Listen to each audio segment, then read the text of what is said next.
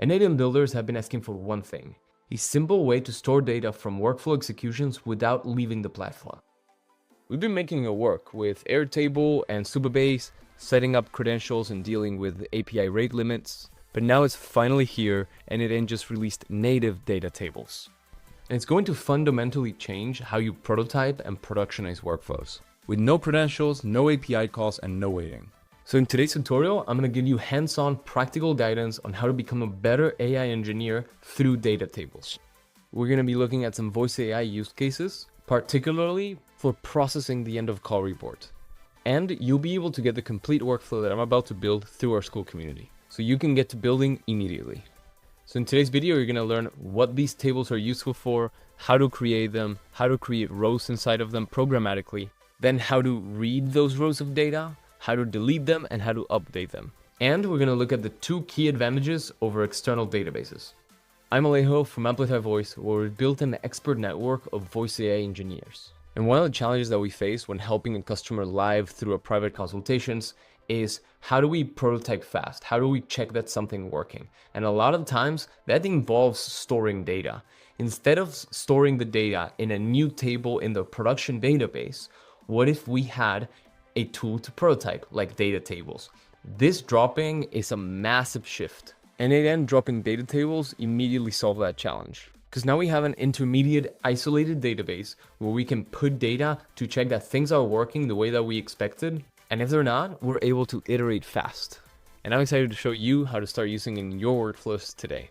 Now let's get into it. You'll be able to find data tables on your home page on this fourth tab. Bam, data tables. If you don't see it, you can go to the admin panel and upgrade your n8n to the latest stable version.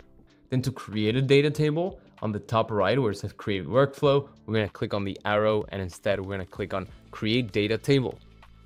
You're going to give it a name. You'll immediately see the columns ID, created at, and updated at. These you don't need to worry about, they will update by themselves. But to add a new column so you can start putting your own information, on the top right, you can click on add column. You're going to give it a name. In this case, we're going to give it call ID. And we can choose the type: string, which is just text, number, Boolean, which is true or false, or datetime in n8n's very specific datetime format. For now, we're going to stick with string so we can fill it call ID as our identifier. So then column just got added. We're also going to add a column for name. And since this is for processing end of call reports, we're also going to input the transcript in here. Now, how can we add data? So if I click on the plus, I can add a row manually and put each call ID in here with name and then the transcript. But this is not very useful, is it? Manual entry is only really useful if you have 2 or 3 rows of data that you're trying to test out. Otherwise, you're going to want to use the workflow page. If you look up data table, you'll see the 7 operations.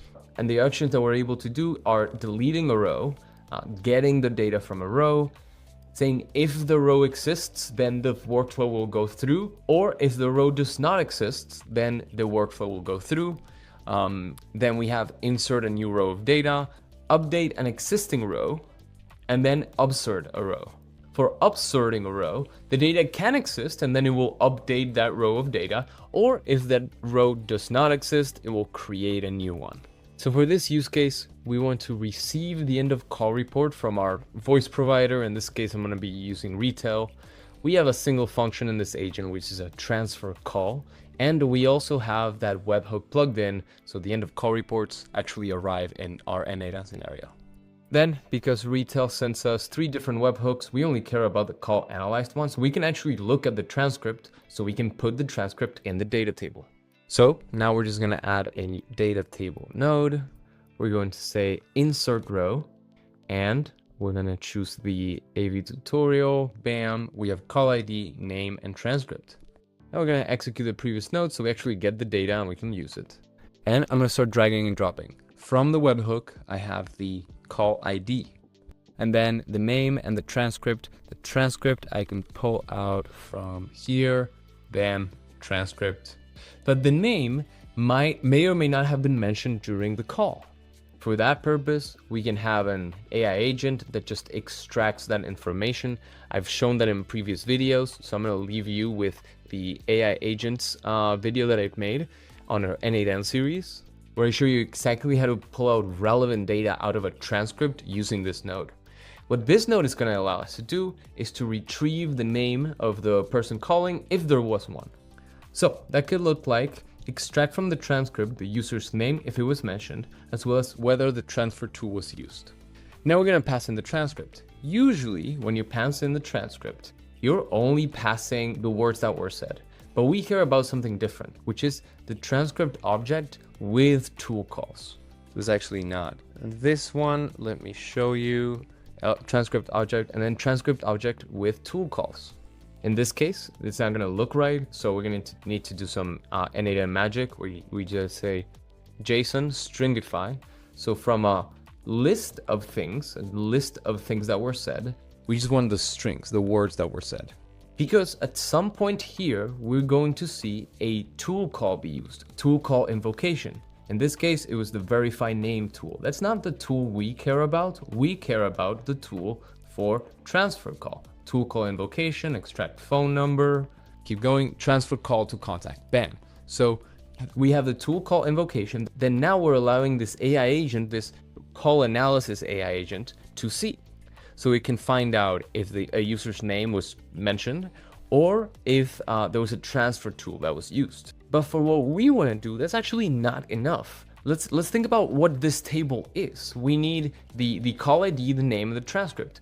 We don't need an AI agent response. We need an AI agent to just give us the right word and not a response. Here's the response to the question you asked.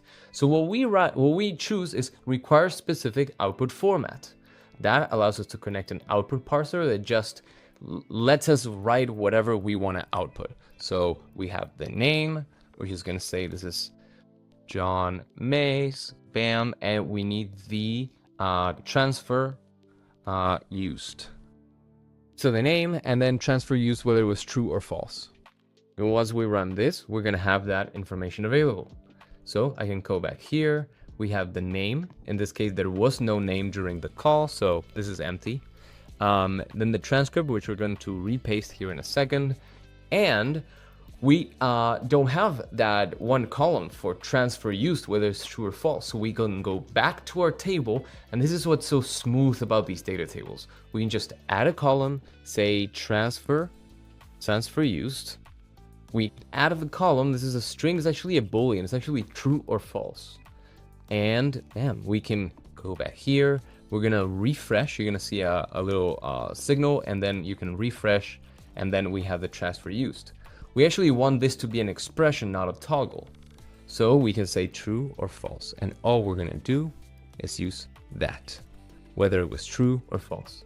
Now transcript, because of n8n, when you add nodes in between, you need to reinsert certain things. For example, this transcript. If you're curious about why that transcript went from green to red, from it was pulling the right data to it wasn't pulling the right data, I'll leave the n8n series linked above so you can learn a bit more about these best practices so you can have workflows that run smoothly every time. It's an 8-part series, so if you want to become a proper voice AI engineer, that's the series for you. And now we have everything we need. We can execute this step. This is going to be obviously be running automatically after end of call report, because we have that webhook attached, and now a row got inserted.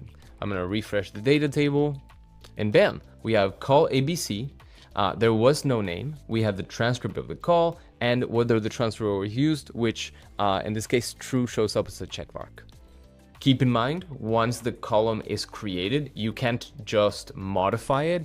You would have to delete it and then recreate it. Let's say we wanna recreate the column, but we want to use string instead of boolean. So we would add that column, and this would be a string.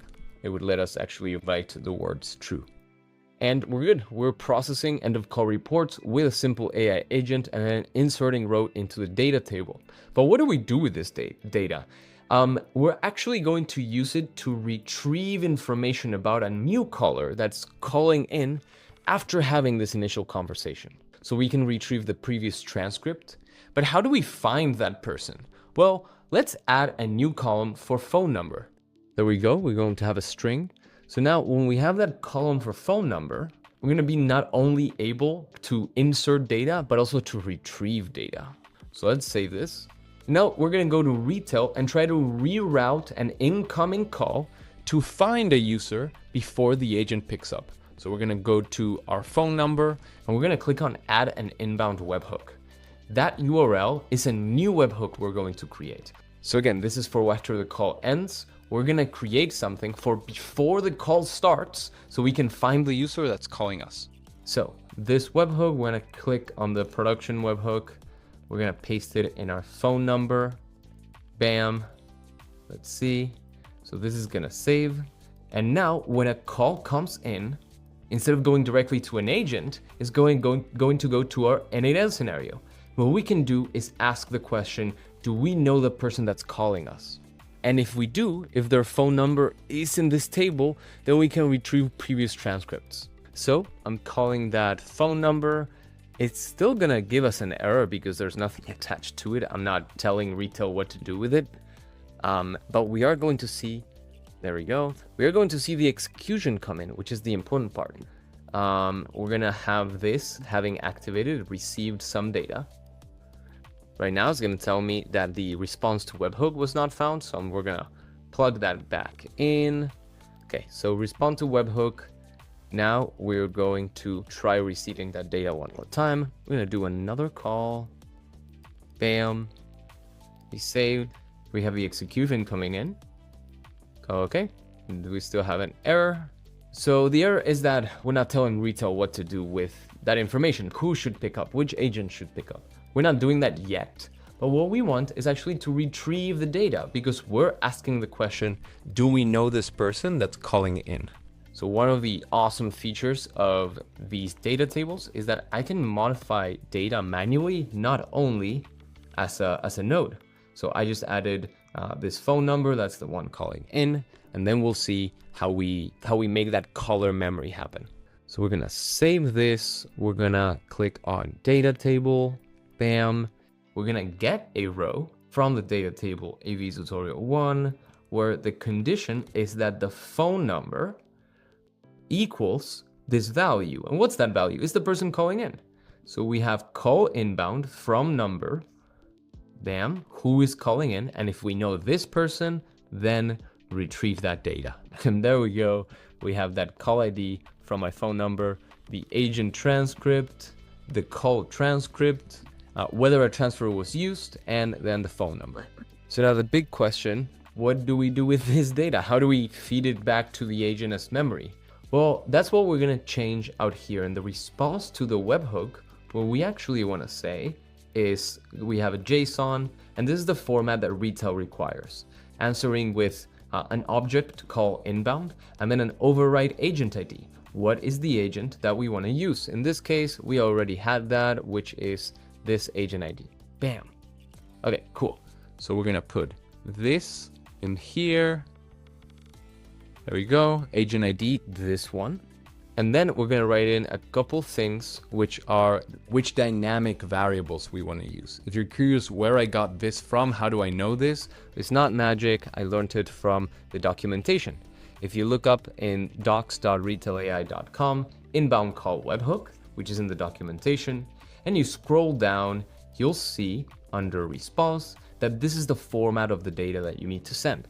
Call inbound, override agent ID, version is optional, but then dynamic variables. That's where our data tables comes back in. We can pass in a transcript, which is the memory from the previous conversation. We can pass in the name of that user. So now we can have these dynamic variables. Transcript, previous call. So now we can give it a little more context. The user's name is this, the transcript of the previous call is this. How do we fill in these variables? That is exactly what dynamic variables does. We have name is going to be that dynamic variable we got from the get row. Boom, that's that name, which in this case it's empty, but it's gonna populate because I already changed it. We're gonna pass in the transcript of the previous conversation. What did we call that dynamic variable? Transcript previous call. And bam. And now we have that transcript of the previous call. And in this use case, that's pretty much all we need. Again, this is not a prompt. I'm gonna share the best practices for prompting in a future video, and I have shared it in previous videos. But this is just how we pass on that information. How do we make data tables useful? And you know what's incredible about this? The speed that I was able to do this at. What would have taken me much longer, at least double the time, creating it in Supabase or Airtable, where you have to define a lot more things. And then you have to create credentials. And then you have to make sure that all your table names align. And then you're dealing with permission issues. And don't even get me started with whether you have 2 or more tables. When they start linking with each other, then that generates more and more issues. It's more flexible. You want to use this in production, but as you're prototyping, as you're building, you want speed and effectiveness. And this is the scrappy, fast way to do it that allows you to iterate on your system, especially on AI systems where you want to store that data easily, review that data easily, and make quick decisions on whether the AI agent is working like you expect it to work. Well, not only that, but now we have a color memory system that works very easily. It just gets the rows from the table and then responds to that call with pretty much 0 latency. The execution time for this node was 13 milliseconds, that for a database is unheard of. So let's try that call one more time. Okay, that failed, and I believe I know why, because my JSON was a little wrong. So let's review this. It can happen to you, it's very normal. We just gotta make sure we have the same number of parentheses on both sides, and that all the commas are in the right place. In this case, this comma is not in the right place. And we actually also forgot to use the JSON stringify. This is a little magic tool for when you have big JSONs. It adds certain characters so your JSONs don't fail. We're gonna save that and try that one more time. Okay. Now we're gonna have user speaks first. So as soon as I stop speaking. Understood, Alejo. I'll wait for you to speak first before responding. Please go ahead whenever you're ready. Yeah, you can transfer my call now. Transferring your call to Michael Smith now. Please hold while I connect you. Okay, so that's transferring. And what I should see coming into my end of call report from that call we did just now, we're gonna copy this to editor so we can see it more properly. Boom. So we had a call come in, it was call analyzed, and we have an AI agent that processes the call. The name was Alejo, and the transfer, there was a transfer. And now we're gonna insert that call into a new row that we'll be able to see right here. We're gonna refresh, and we have, yep, that ID 5, that's the call that just happened. And that was me speaking, and bam. Why does this help you iterate faster? Because I just realized, wait, I never added the phone number variable. So I need to go back to my n8n, go to insert row. I need to refresh because I added that phone number column. And this is the good stuff. This is where you really get to iterate. You get to realize what mistakes you made, go and fix them. And data tables gives you insight into that. So I'm gonna grab that from number, drag it and drop it. And now if I execute this one more time, I'm gonna see, I should see a new line. It might not allow duplicates. Let's see, in this case, it does allow duplicates. And one of those rows has the phone number. If you don't wanna allow duplicates, that's okay. You can use the operation instead of insert, it's called upsert. So it will essentially insert a new row or update the row if the row exists. Exists based on what? In our case, we care about call ID. Some of you might care about the phone number, but you can click on upsert and then say that the condition is that the call ID equals our call ID, essentially our current call ID. And if they do, it will update the previous row. If they don't, it will create a new row. So let me show you how that works. Delete this. And then this row, which is that recent call ID that does not have a phone number, I'm gonna execute this step and it will now have a phone number. Yep, there we go. And now it does have that phone number. So that is the difference between upsert, insert, and update. And finally, it is if row exists or if row does not exist, is something similar, but it doesn't actually do anything. If row exists, execute step, it just outputs what was inputted before. So the AI agent was the input, and that is the output.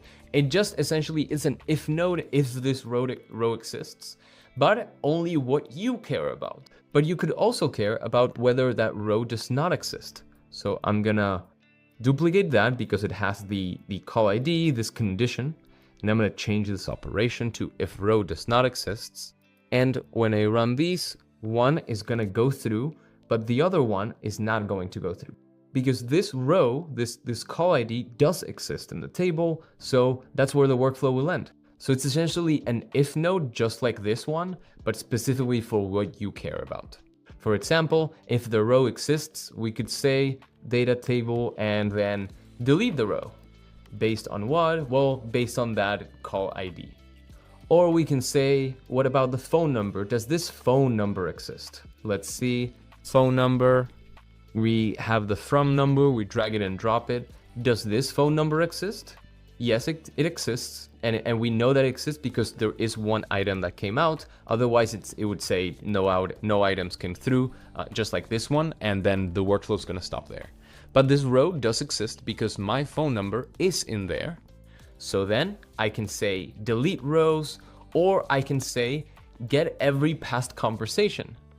How do we do that? Well, we have the data table, we can get rows. So we choose the right table, and if my phone number then exists, which is again the from number, bam, we want to return all.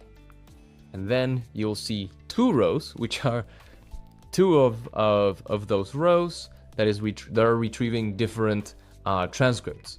You can then do all kinds of things. You can sort them based on when they were created. So you can say, hey, this was call 1 and then this was call 2. And so you can do all kinds of things to give your agent more context. I'm going to make this workflow available for download in the school community. So you can click on the link below, join us, and get this there. Or you can build it yourself just following the steps that I laid out.